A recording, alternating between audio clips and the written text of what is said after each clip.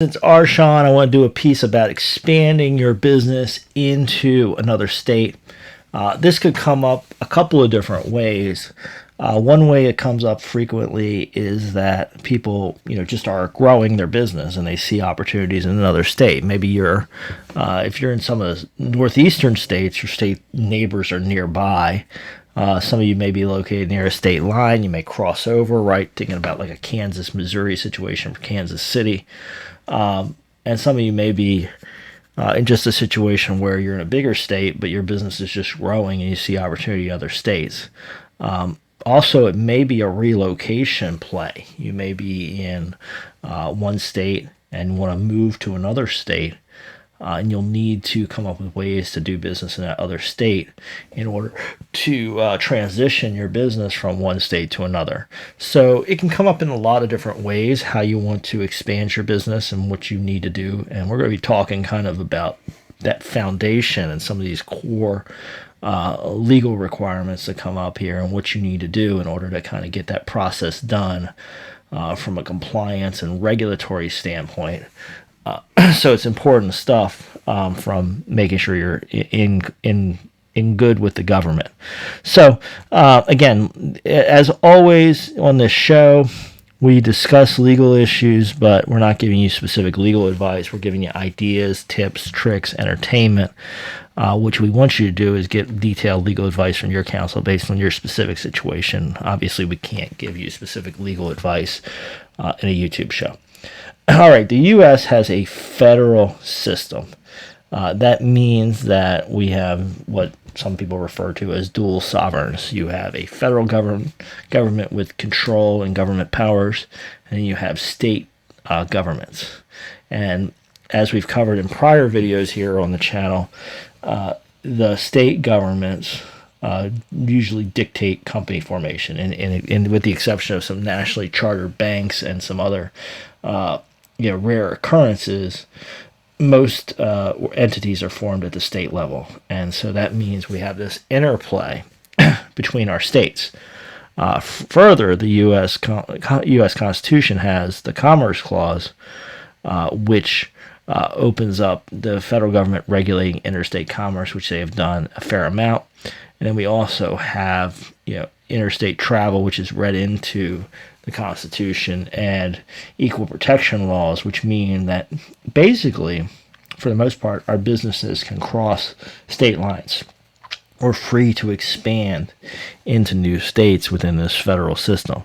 And what you'll find interesting is, as you, probably a non-lawyer or maybe a lawyer that's watching it that doesn't do corporate law very often, when you start reading these LLC and corporate statutes about doing business in another state, you'll start hearing about foreign and domestic companies. And your gut instinct might be that a foreign company is a company from another country: France, Canada, UK, Mexico. But when you really look at these corporate statutes, what they normally mean is a foreign entity is not an entity from that state. So if you're in Florida, a foreign entity would be a Alabama company. In Texas, a foreign entity would be a company from Oklahoma. And this may seem strange. And a domestic company would be a company from within that state. That is the wording that these statutes typically use. So I don't want you to get thrown off by them when you really read through and analyze them. What they're talking about is different states. They're viewing different states as being foreign or non-domestic. So you need to base your compliance on that, right? And what you'll usually have is a system of what they call foreign qualification.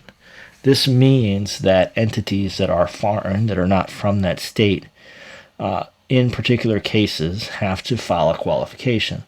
And each state will have guidance on what that qualification looks like. And again, that's why on this channel we're not giving you specific legal advice, because this is so different from state to state, location to location. But different states give out different information on what they think is doing business in their state, such that a foreign entity will have to qualify to do business there. Right? Certainly having employees in the state, having an office in the state, having a sales branch or retail location in the state is all going to trigger being having to file to do business in that state. Almost everywhere. I'm not aware of anywhere where those types of activities would not make you doing business in that state. But it may be a little more nuanced analysis, right? It may be regular activity in the state. So at some point, you need to look at this foreign qualification and figure out when you need to file to do business in the other state. And here is a foreign qualification form. This is a Texas one. It's not unusual. I didn't print the entire thing here, but you can see most Secretary of States or whatever the equivalent is in a different state. In Maryland, it's the Department of Assessments and Taxation, right? You would be looking for the Secretary of State. You would probably, through Google searches, end up at the State Department of Assessments and Taxations. But most states call this the Secretary of State. You can see that here in the upper left-hand corner of the Texas form. It actually says send to the Secretary of State. You can see Texas has a hefty filing fee. They charge a lot to be a foreign entity doing business in Texas, $750. Most states have a lower fee, but it varies from state to state. They largely get to set the rules. But typically what you're going to do, and you can pull up Form 304 from the Texas Secretary of State website. This is a screenshot of the beginning of it. It's going to ask you the name of the company, what kind of business you're going to do in your state. May ask you about who the managers are, who the control parties are. I know the Texas form does. Texas also asks you what day did you begin doing business in the state. They're going to charge you fees or back taxes if you file too late. Texas actually gives you a 90-day grace period. After you start doing business in the state, you have 90 days from that to file. Other states don't necessarily give you that grace period.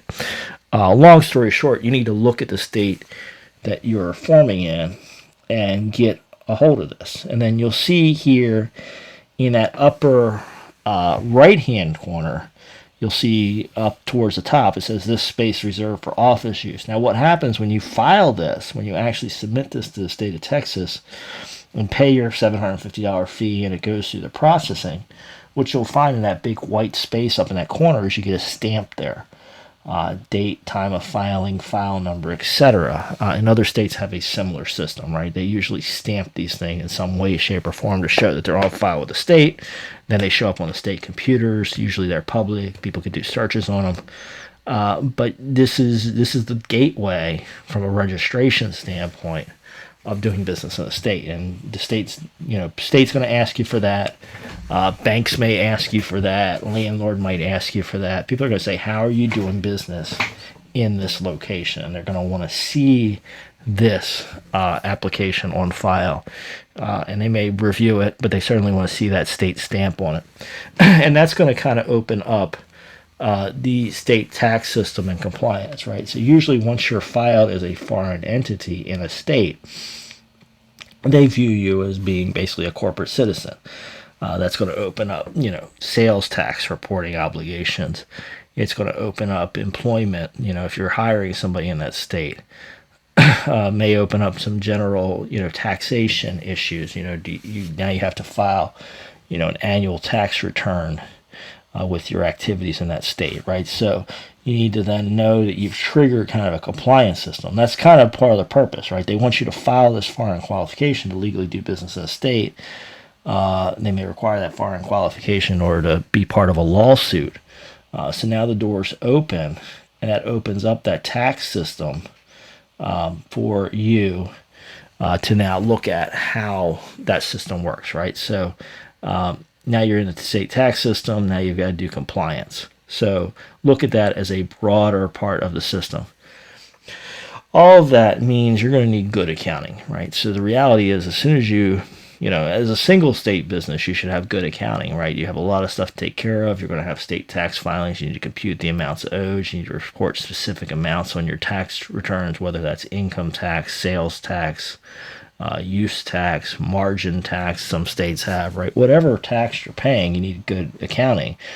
But when you get into a multi-state business, now you need to potentially start breaking this down by state and location, which may be harder or simpler on your tax software, but you're going to need to do the tracking system, right? So you want to get a good accountant involved before you cross state lines if possible, so that they can start setting up the system, right? This may be as simple as just how entries get booked, how things get recorded, to then report out to separate things by state so that you can do these state filings and compute the right amount of tax for all those various different state tax forms you'll need. And of course, you'll want the accountant to probably file those state tax forms.